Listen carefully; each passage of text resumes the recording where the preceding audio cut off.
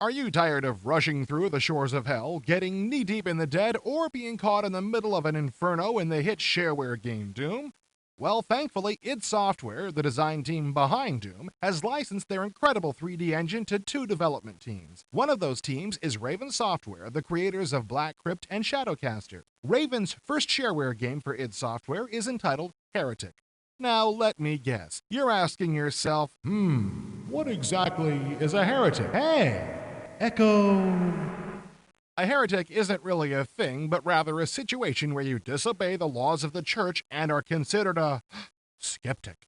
In this game, you assume the role of a magical elf on a quest to clear his name of being a heretic. Sure, that's a little convoluted, but what counts here is 3D action, and there's lots of it. When Raven started to design Heretic, they wanted it to flow like Doom in the action department, but be distinctly different in design. Thus, they came up with a fantasy setting. There are no more BFGs or machine guns. Those have now been replaced with mystical crossbows and other undescribable weapons. Weapons will also have a power-up mode, resulting in double the number of weapons compared to Doom. The fantasy setting has allowed Raven to go all out in the design of levels and enemies, so look for some very ingenious and unique elements in the finished product. Perhaps the biggest improvement over the Doom engine is the ability to look up and down on a 40-degree angle. As shown here in this preview footage of the game, players will be able to shoot more accurately and better see the surrounding environment, all courtesy of this new feature. Another amazing enhancement occurs on the volcano level, where lava actually erupts from the volcanoes, which can hurt players and enemies. The enemies in Heretic range from a flying red devil to a knight which throws axes.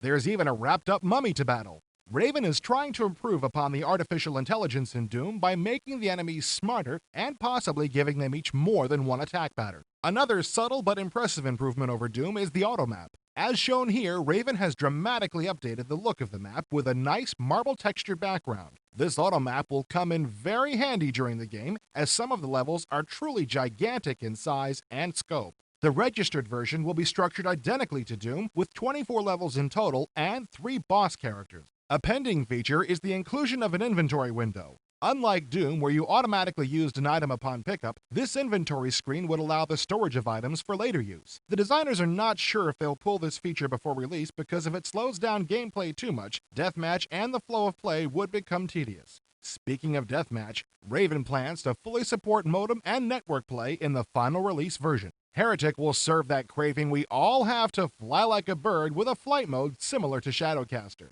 As demonstrated here, flight will allow players to explore areas of the map that would be inaccessible from the ground.